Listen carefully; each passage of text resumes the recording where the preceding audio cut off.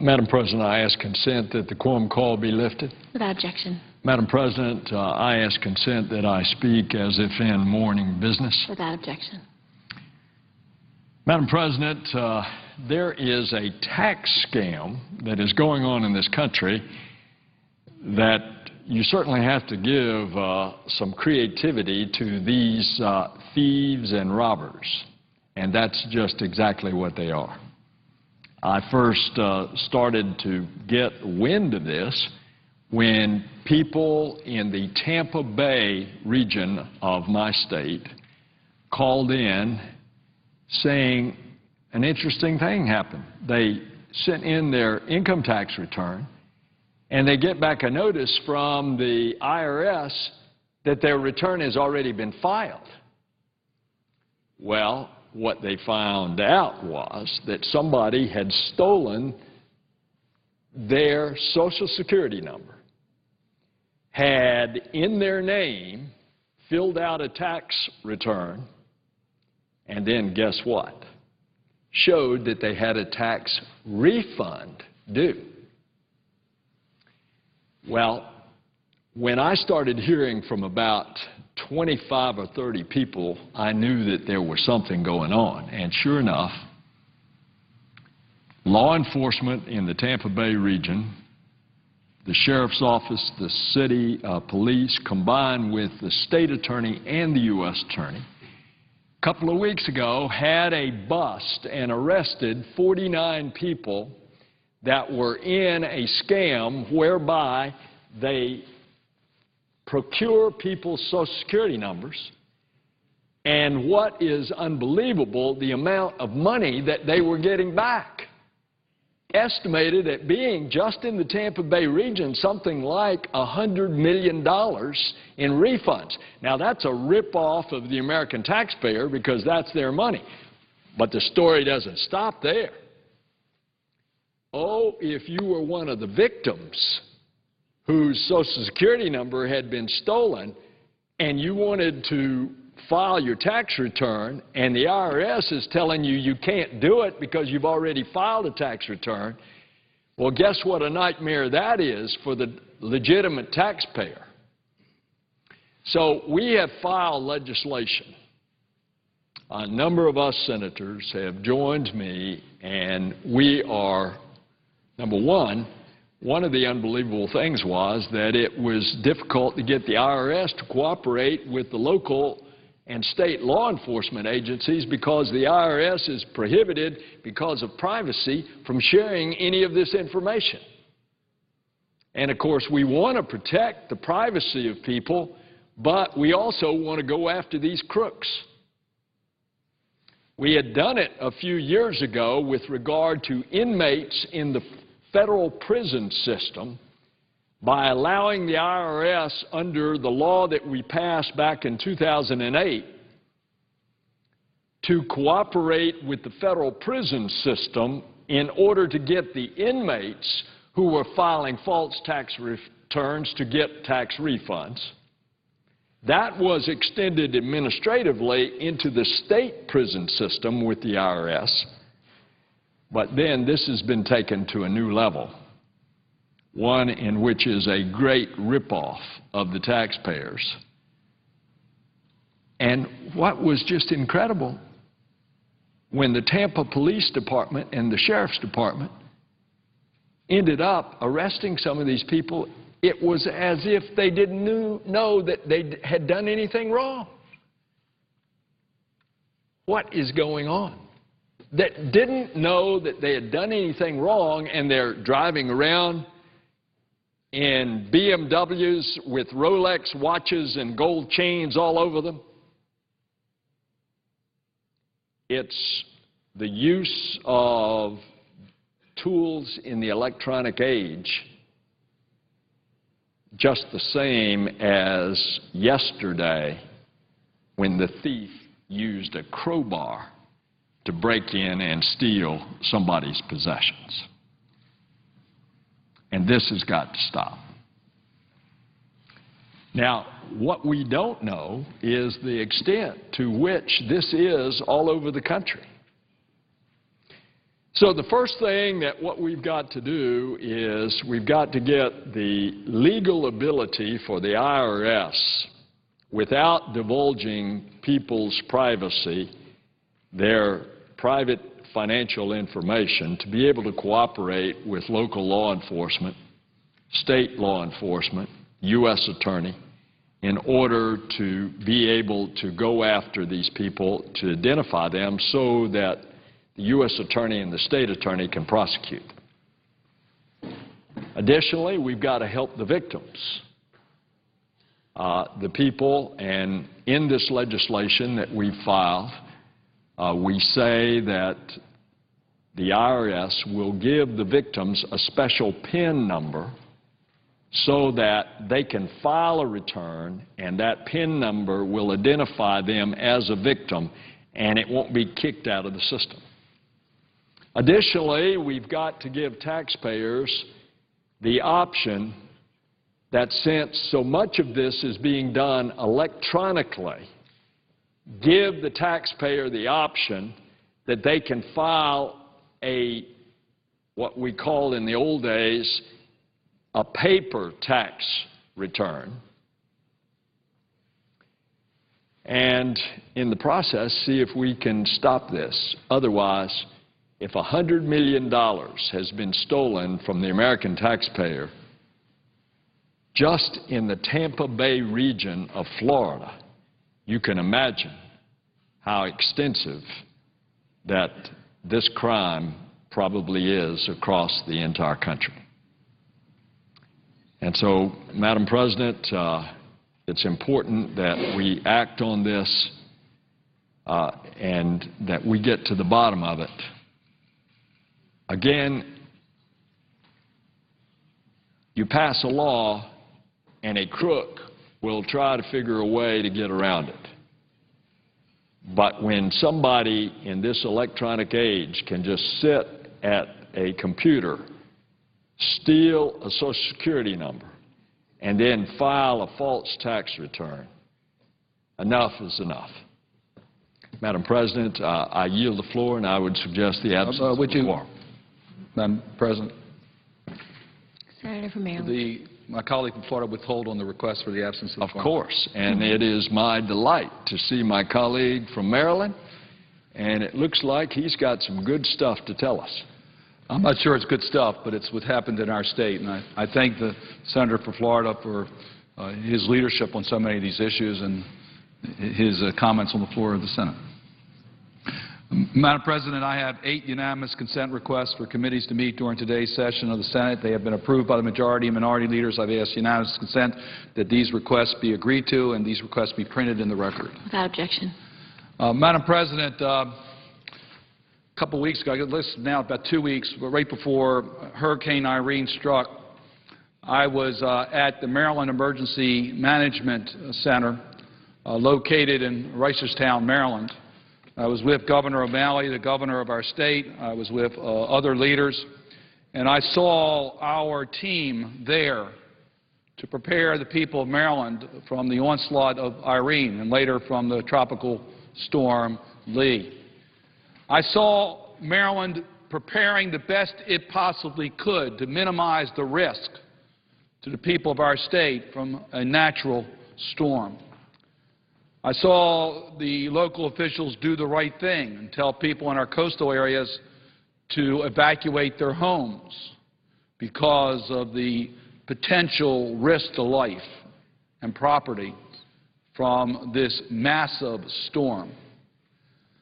I also saw another agency that was located right there side by side with the Maryland agencies, and that was FEMA, the federal officials. These were people I met for the first time. They weren't from Maryland.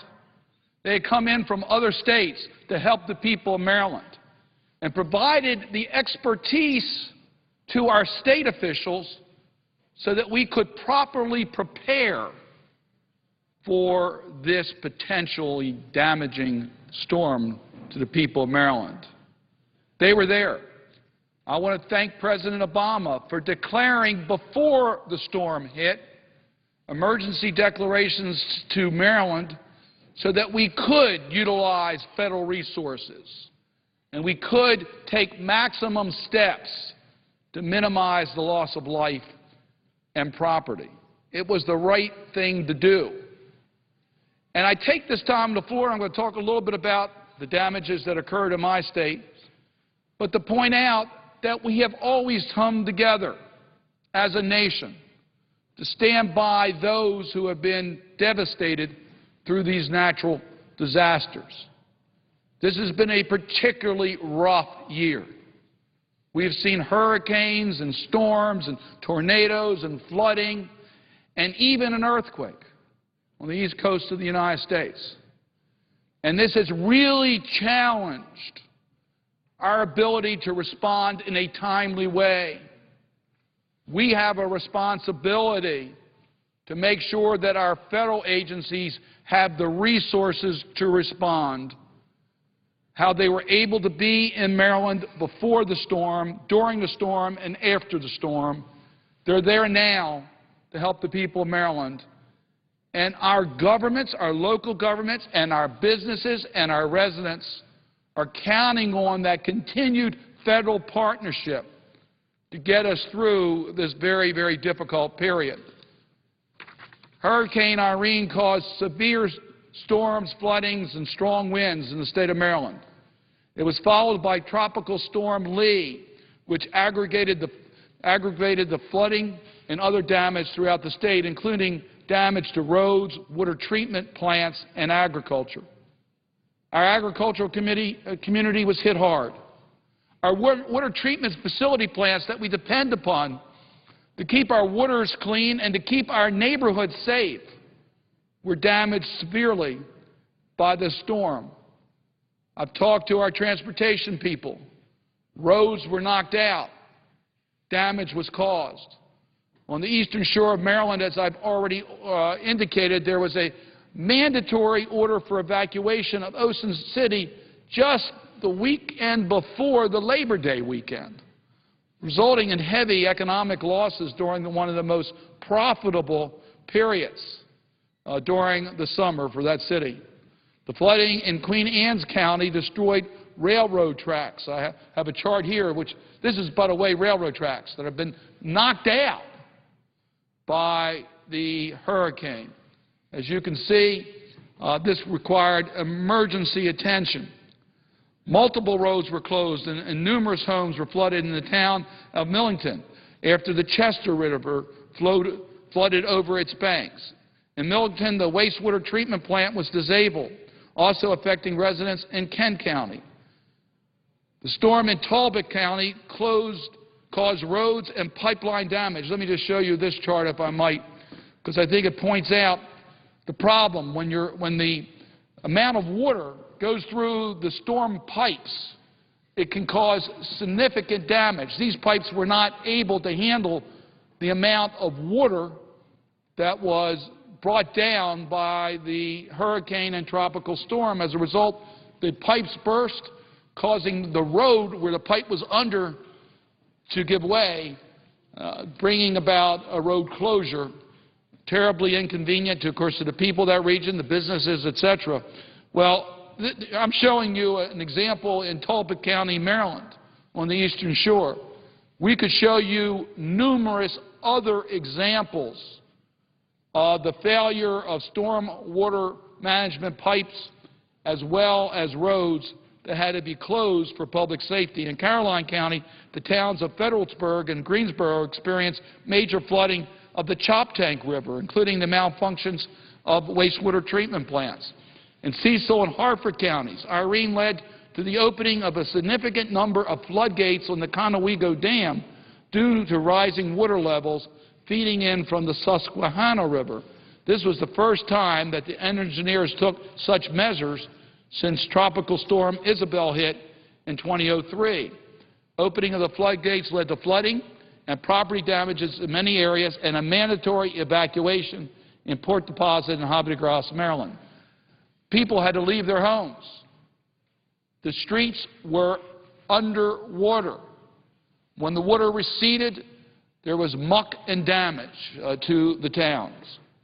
In southern Maryland, damage from metal on a roof that was blown into a transformer forced the shutdown of a reactor at Culver Cliffs nuclear power plant.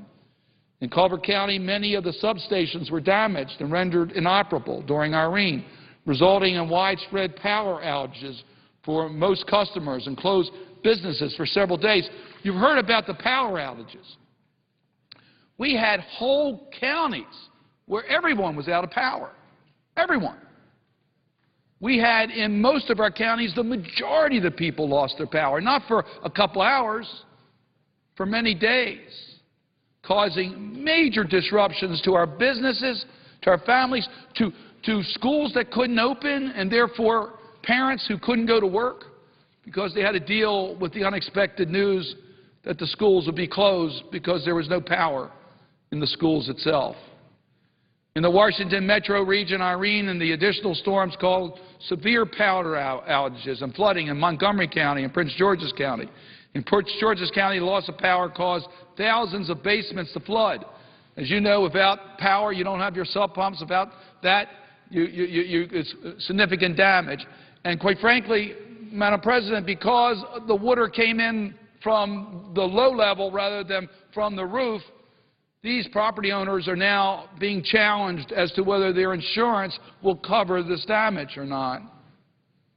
That raises the importance, I might say, of the federal protections that are available when a disaster is declared emergency by the President, because the qualifications are what insurance does not cover.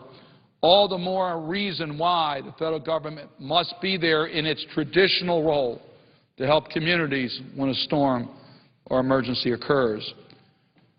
Hurricane Irene and subsequent storms required state and local governments to incur additional expenses due to the overtime needed for first responders to save lives and property after the storm. I must tell you, I saw those first responders. I saw them out there working 24-hour shifts in some cases.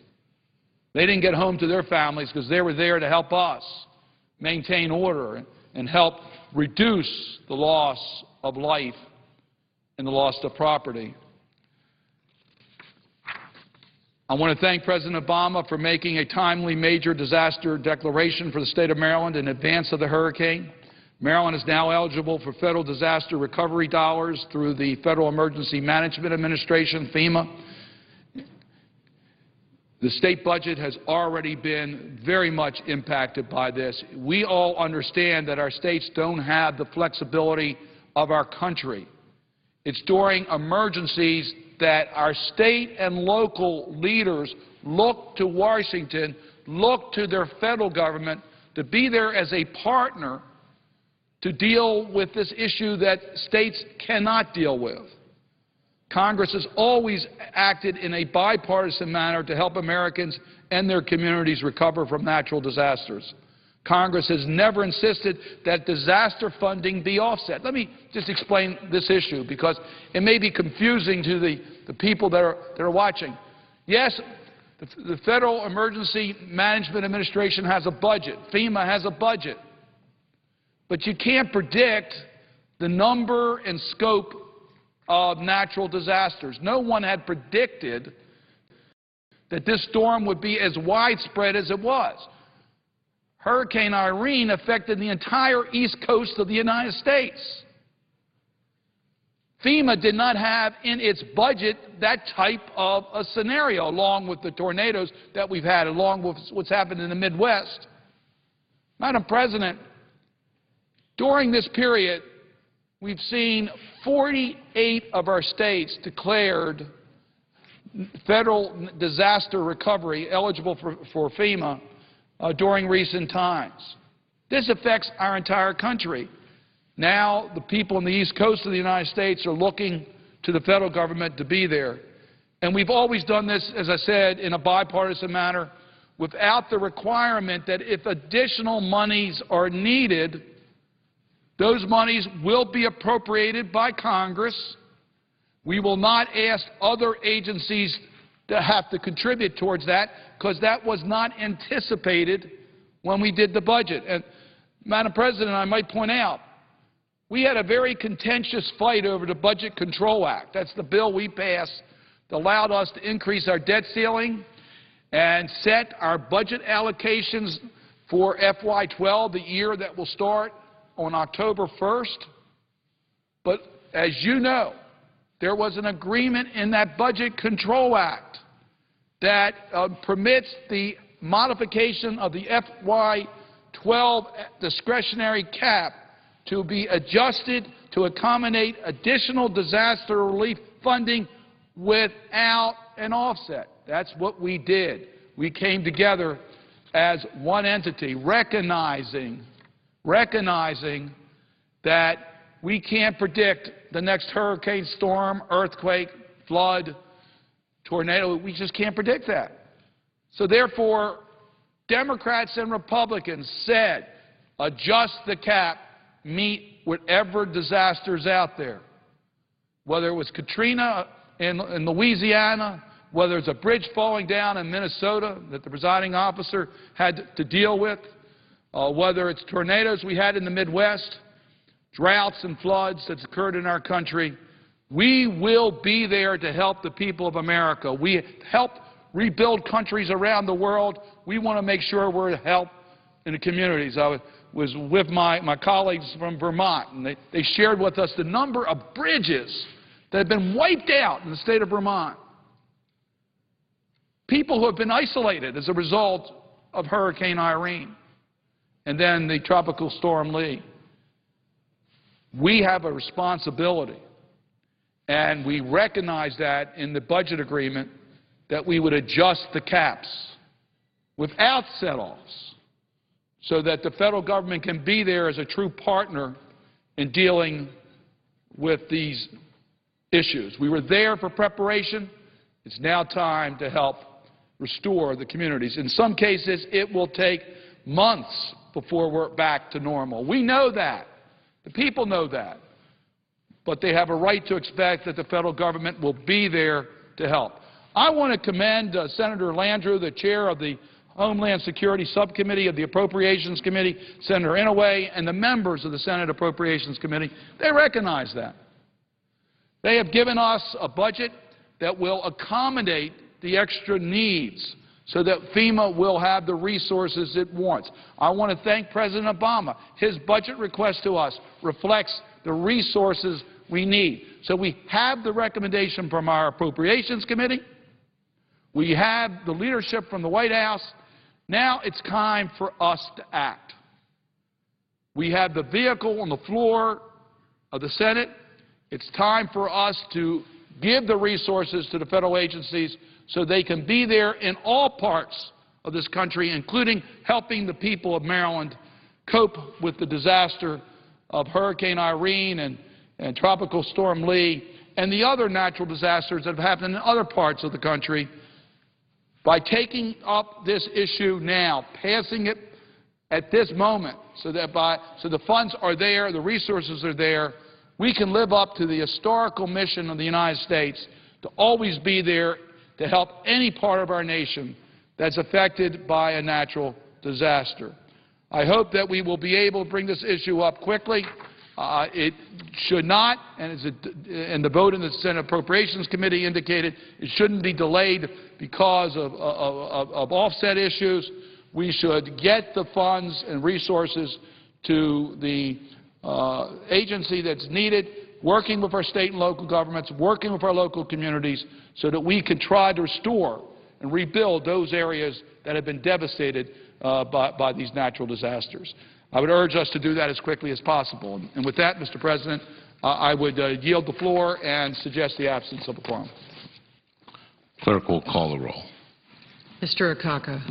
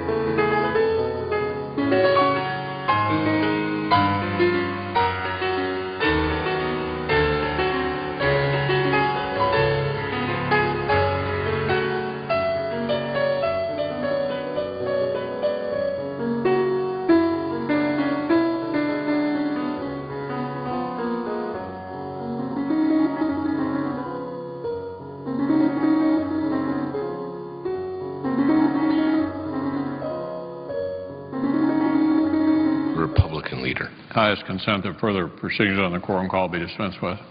Without objection. Mr. President, I rise today to bid a fond farewell to a man who's been a fixture in the United States Senate for 33 years. Tim O'Keefe of the Senate Dispersing Office is retiring today after more than 3 decades of service to this body and his country.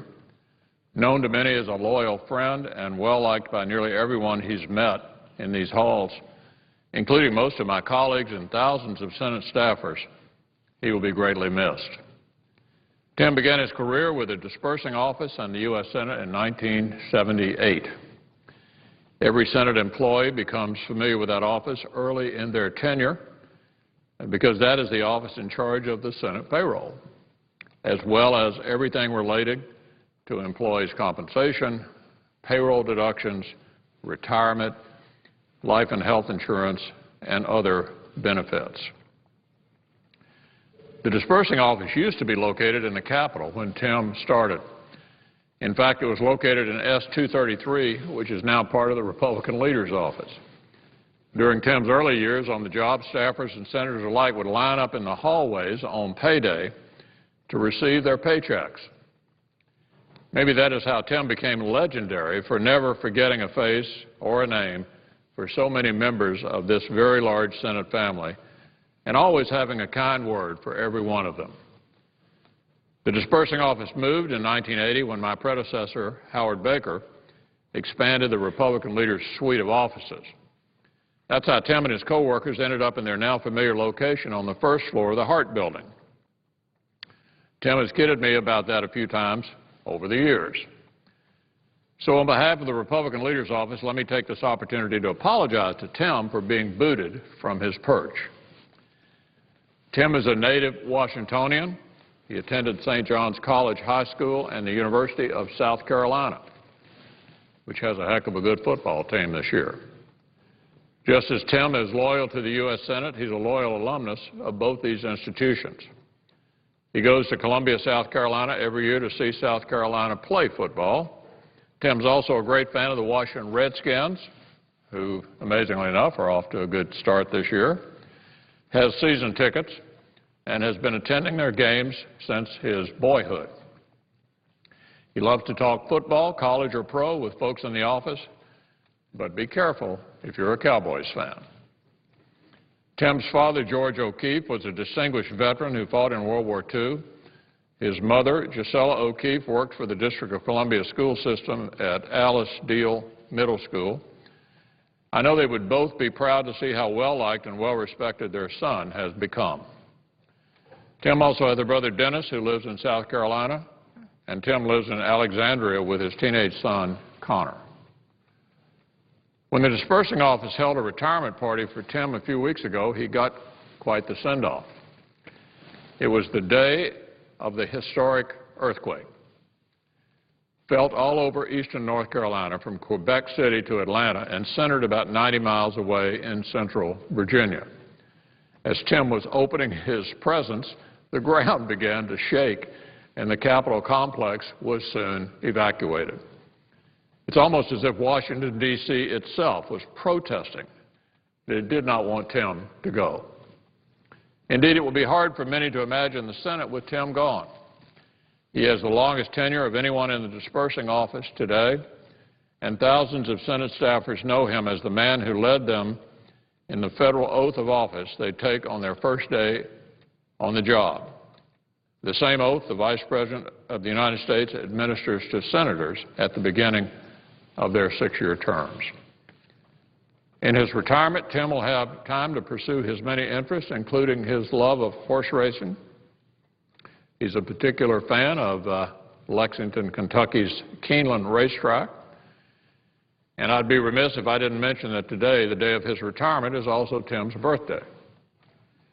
So, Mr. President, I know that many on Capitol Hill, after hearing about his retirement, have taken a moment to say thank you and goodbye to Tim O'Keefe. I wanted to make sure I was one of them. He will be missed here in the U.S. Senate, and we're grateful, very grateful, for his 33 years of service. Mr. President, I suggest the absence of a quorum. Clerk will call the roll. Mr. Akaka.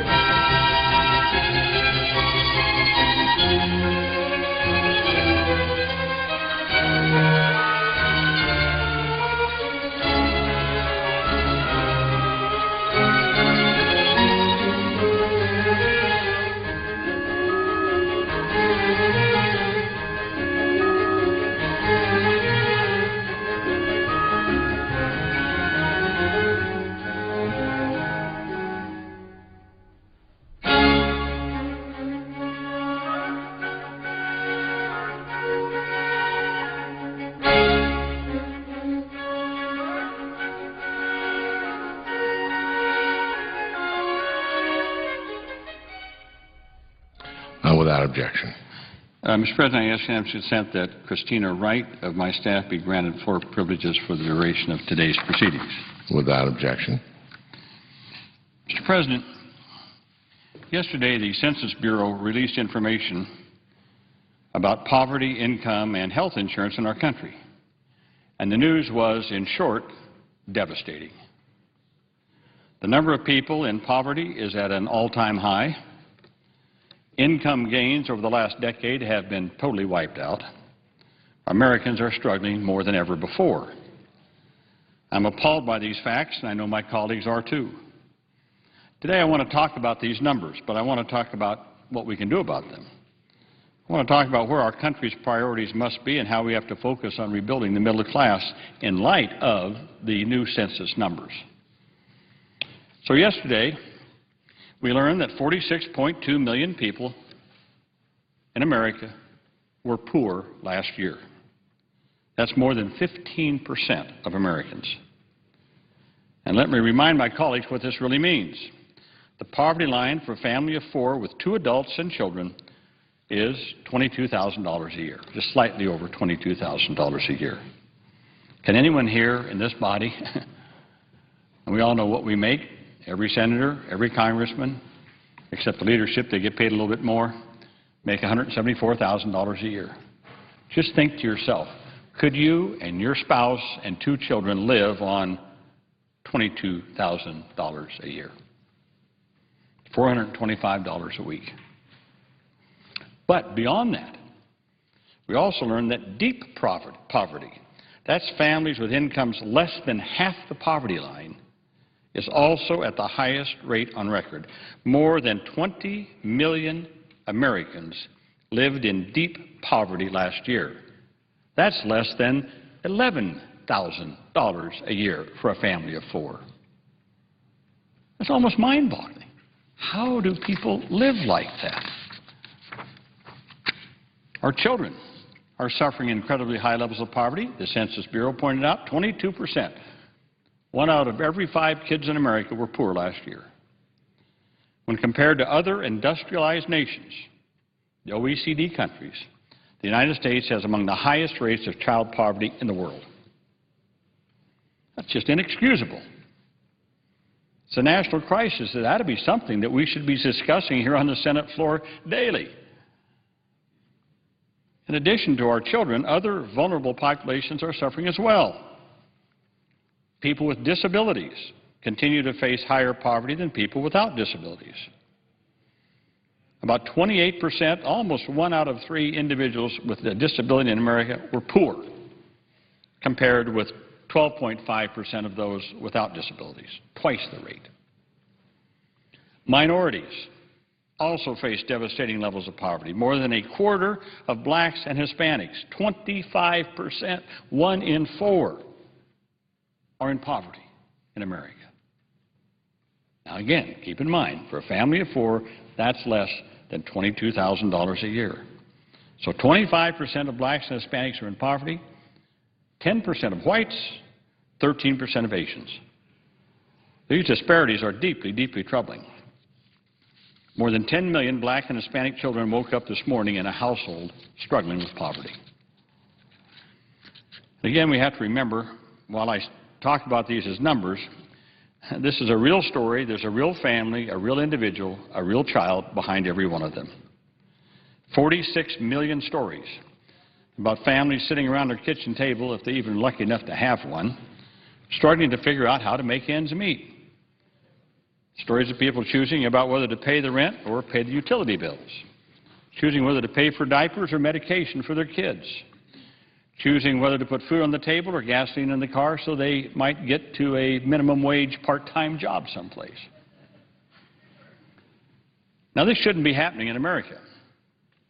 Now, we've heard a lot of talk, and I've heard senators and members of the House in speeches recently talking about how we can't afford this and we can't afford that because, let's face it, we're broke. We're broke. We're deeply in debt in this country and we're broke. Well, Mr. President, I beg to differ. The United States of America is today the richest country in the history of the world. The richest country in the history of the world. Per capita income is the highest of any country in the world. Well, any major country. I'm told that the tiny Principality of Monaco has a higher per capita income, but I don't know that they really count for a lot. But of all the major countries you think of, we have the highest per capita income. The richest country in the world, the richest country in the history of the world. Well, if we're so rich, why are we so broke? We're not poor. We're the richest country in the world.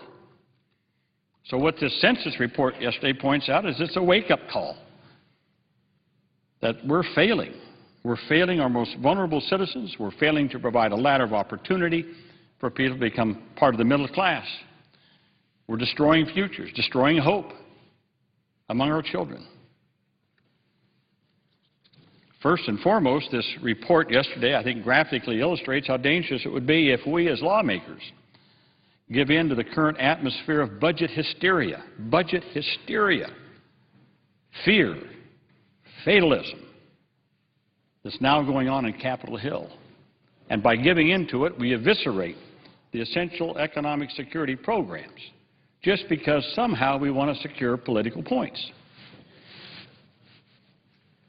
Political points. Well, people all know most people in poverty have a higher rate of not voting than wealthier people. We know that. So I guess if you want to get votes, you appeal to people who have money. And if you want to get elected, you appeal to people that have money because they're the ones that give you money to get elected by, and big corporations.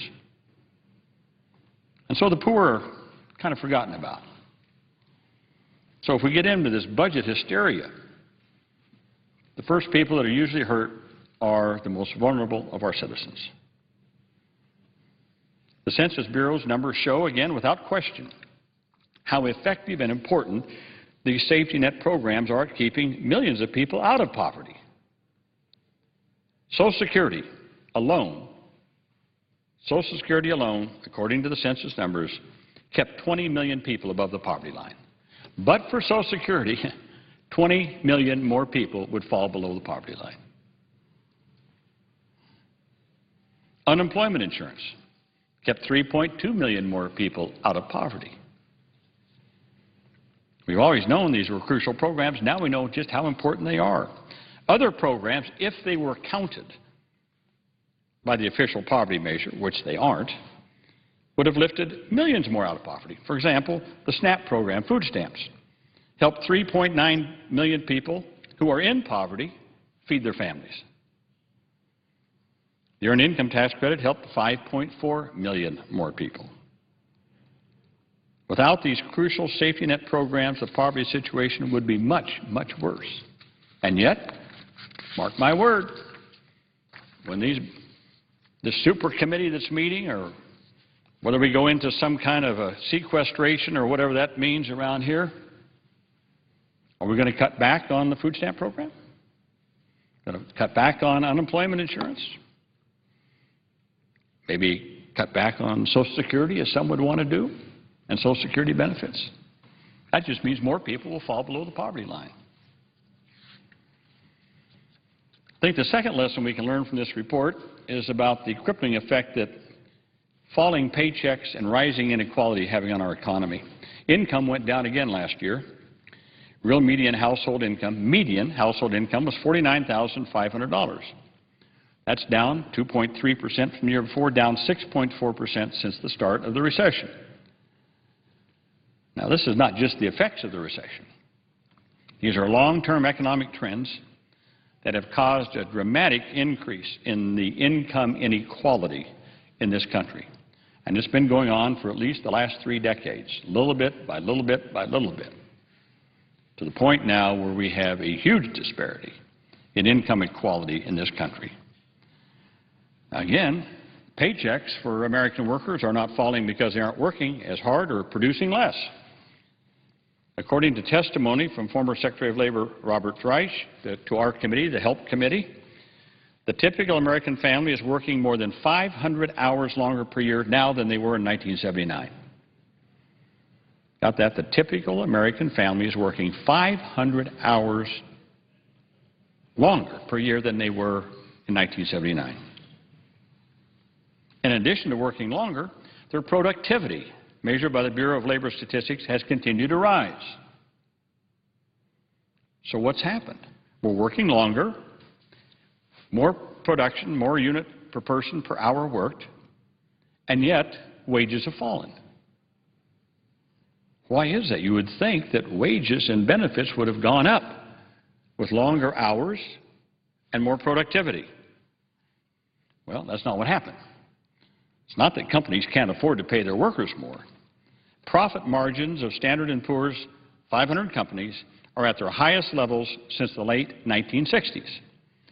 So what's happened during the last 3 decades, since 1979, is that the executives have shifted revenues from workers' paychecks to the corporate bottom lines and their own pockets.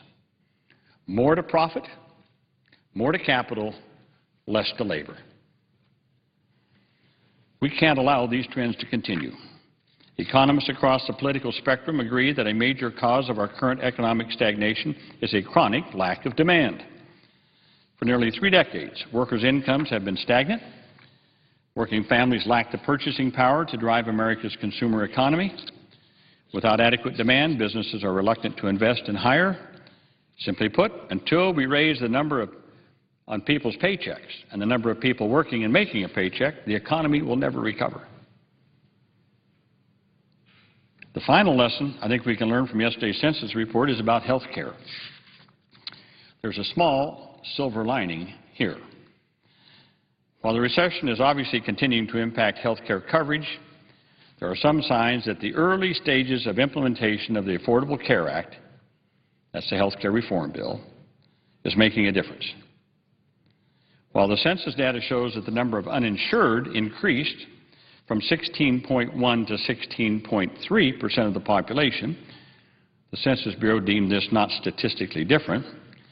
The Affordable Care Act's requirement that health plans provide dependent coverage to young adults to stay on their parents' policy until age 26 is making a difference. The data from the Census Department shows that the 18 to 24 age group was the only group to experience a significant increase in the percentage with health insurance over the past year, up to 72.8% from 70% in 2009. So, again, a small silver lining there in terms of health care coverage for our younger population. So it's a modest step forward for young Americans, but the overall picture that the census report reveals is a nation, the United States of America, on the brink of a crisis. It should be a call to action. Now, the President's job bill, I think, is a good start. We have to create more jobs. Not just any jobs, but good quality jobs that pay decent wages and benefits. A job should lift a family out of poverty and not keep a family in it. Now, again, Mr. President, I've been paying attention a little bit to some of the debates that have been going on in the other party. I was looking at the figures from the state of Texas that more jobs have been created in Texas than any other part of the country. Upon further examination, during the last 10 years, if I'm not mistaken, at least the figures show this, that the state of Texas had more of an increase in minimum wage jobs than all of the other 49 states put together. That's the future? Minimum wage jobs at $7.25 an hour? That's just slightly over $14,000 a year, just slightly over the poverty line. That should be something to brag about, that we're creating more minimum wage jobs. Now we need, as I said, we need jobs that lift families out of poverty, not keep them down buried on the poverty level. Lastly, Mr. President, I've said so many times here on the floor, we'll not be able to attack the problem of poverty in this country until we have a strong middle class and a clear path for people to be able to become middle-class citizens. That means we should invest more in education, more in innovation, more in infrastructure building in this country. It means restoring a level playing field with fair taxation, fair taxation. Why should Warren Buffett, to repeat something that the President said the other night, why should Warren Buffett pay less of a percentage of his income than his secretary? And you wonder why people get cynical about government. Of course they're cynical. Got every reason to be cynical when we pass these laws around here and we tax capital at a lower rate than we tax labor. Why should someone who is laboring and working be taxed at twice the rate as someone who maybe inherited a lot of money and they're putting it all into capital gains and they're paying half the amount, the rate of taxes that someone who's out there working for a living? Why is that fair? Why is that fair? Well, we also need vibrant unions that can bargain collectively for their people, for their wages, hours, and conditions of employment. We need a strong ladder of opportunity to give every American access to the middle class. So again, yesterday's poverty numbers told a bleak story about 46 million Americans who can't make ends meet. Well, I hope that next year at this time, when the new census numbers come out, we can begin to tell a different story about how we acted boldly, with imagination and vision, to help these people turn their lives around and build a brighter future. And a nation as strong and vibrant and, yes, as rich as the United States of America, no one who works hard for a living should have to live in poverty. And we shouldn't rest until that vision becomes a reality. Mr. President, I yield the floor. I note the absence of a quorum.